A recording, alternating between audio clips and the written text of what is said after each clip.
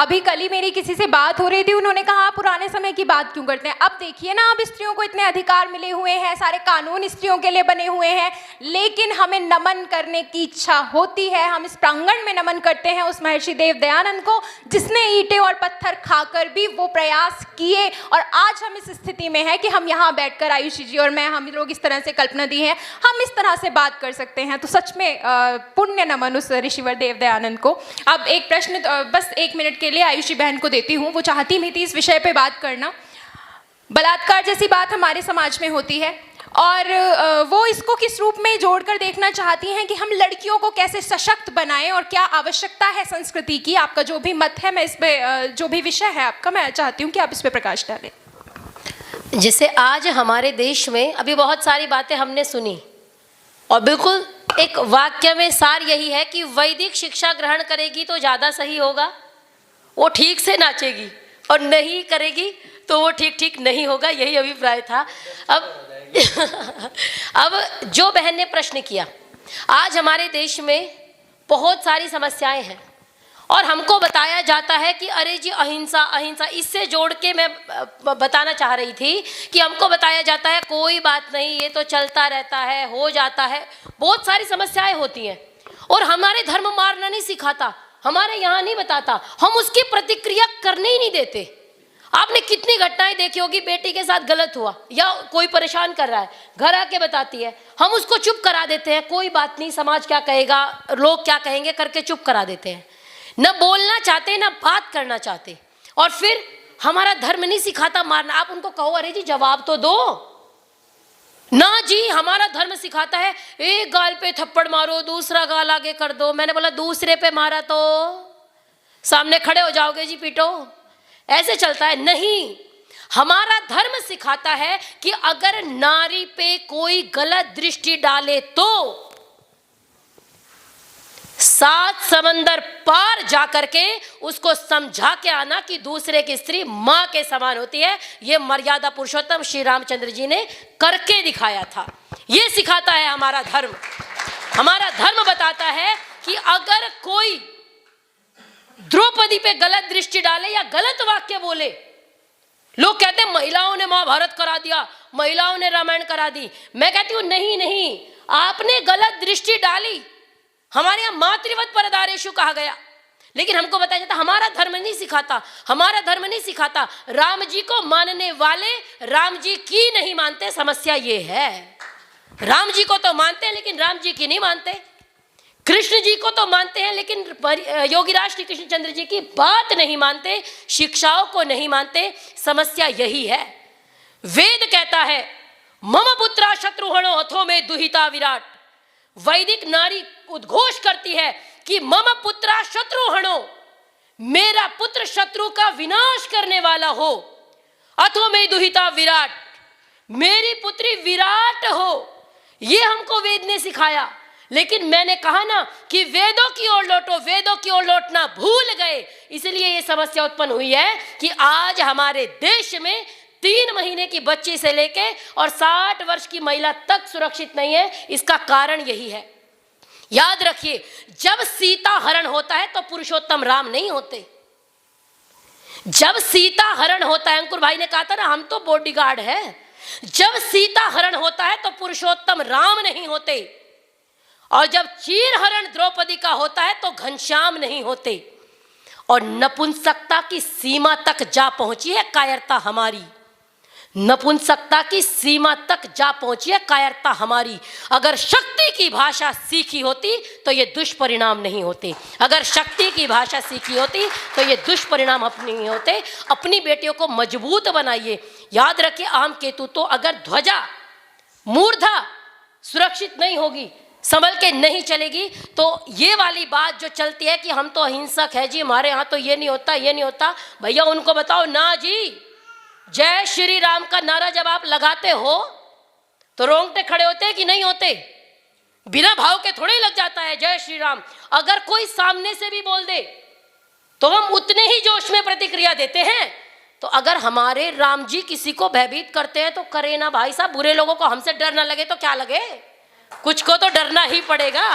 तो वही वाली बात है, अपनी बेटियों को मम पुत्रा शत्रुघ्नों की शिक्षा अगर देंगे तो निश्चित रूप से समाज उन्नति करेगा। सही शिक्षा देंगे तो आज हमारी बेटियों के साथ जो हो रहा है वो नहीं होगा।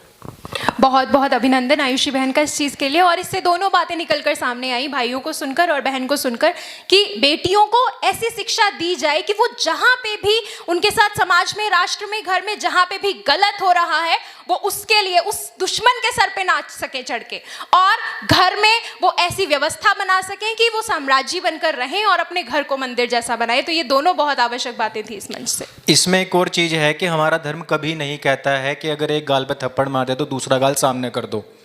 ये मोहम्मद दास करमचंद गाजी ने ये कहा था, और उस व्यक्ति ने, मैं मोहनदास नहीं मानता, मैं उस व्यक्ति को मोहनदास इसलिए नहीं मानता क्योंकि मोहन ने तो स्वयं सुदर्शन उठाया था। तो मोहम्मद दास करमचंद गाजी ने जब ये बात कही, वो व्यक्ति था जिसने किसी का, दूसरे का कोट उठा के कह दिया कि यदि हम एक आंख के बदले एक आंख लेने लगे तो पूरी दुनिया अंधी हो जाएगी। और उस दुरात्मा की हत्या के बाद, मैं कहूंगा वध के बाद, उन्हीं लोगों को फांसी दे दी गई। तो यदि एक की हत्या के बाद में दूसरे को फांसी दी जाएगी, मोहम्मद दास ने यह क्यों नहीं लिख के गया कि यदि कल मेरी हत्या होती है तो मेरे हत्यारों को फांसी ना दी जाए? भाई वो तो बदले की भावना हो गई ना, एक आंख के बदले दूसरी आंख ना निकाली जाए क्योंकि ये बदले की भावना है। तो क्या कर अपनी आंख फुड़वा के बैठ जाएं? अगर हमारी एक आंख फोड़ी है तो दोनों निकाल लो, ताकि सारी दुनिया को ये पता लग जाए कि भाई इसकी तरफ उंगली भी नहीं करनी, नहीं तो जान तो मार देगा। अगर हमने ये अपना पौरुष भूले हैं, इस कारण से हम काटे गए हैं 150 साल तक। और दूसरी बड़ी बात कि उसी के वध के बाद में 6000 चित्पावन ब्राह्मण महाराष्ट्र में मारे गए थे। वो व्यक्ति जो अपने अनुयायियों को अहिंसा का पाठ नहीं समझा पाया, वो हमें ये शिगुफा पकड़ा के गया है कि हमें अहिंसा का पालन करना और एक गाल पर मार दे दूसरी गाल सामने कर देना।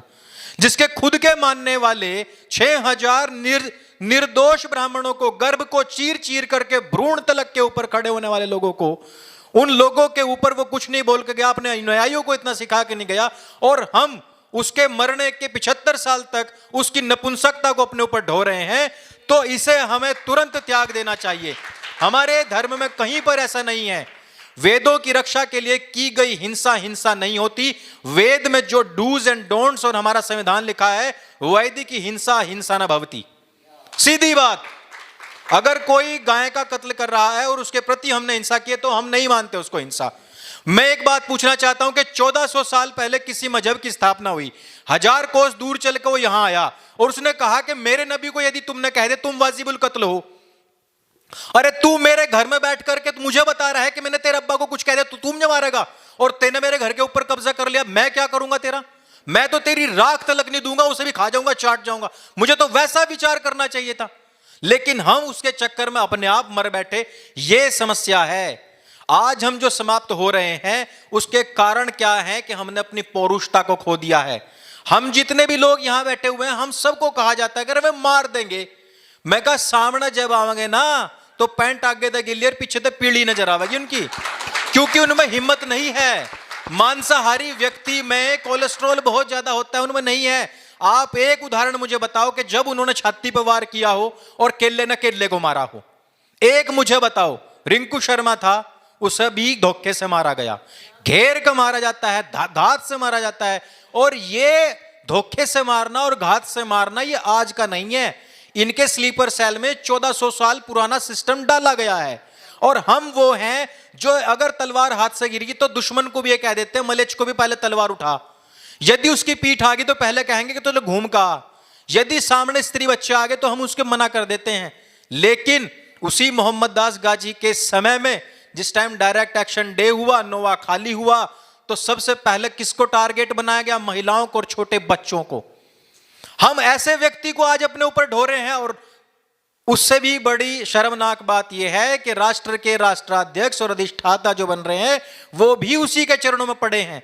मैं मानता हूं कि आर्य समाज को कम से कम महात्मा अगर हुए हैं तो वो उस समय पर स्वामी श्रद्धानंद थे, जिन्होंने छाती के बटन यहां से यूं हटा के कहा था कि अब मारना गोली। अंग्रेजों को यह कहा था कि अब मारना गोली। आर्य समाज वो है जिसने बलिदान दिया है, जिसने सीने पर गोली खाई है। हम उनकी संतति हैं। तो हमें अपने साहस और अपने पौरुष के साथ में रहना है। आपका आशीर्वाद बना रहे तो युवा तो इतने ही काफी हैं, इतने ही बतेरे हैं। ये आशीष जी 40,000 लोगों को तो ट्रेंड कर चुके हैं इतने कम समय में। तो मैं ये मानता हूं कि इस शक्ति को आप लोगों के आशीर्वाद की अत्यंत आवश्यकता है।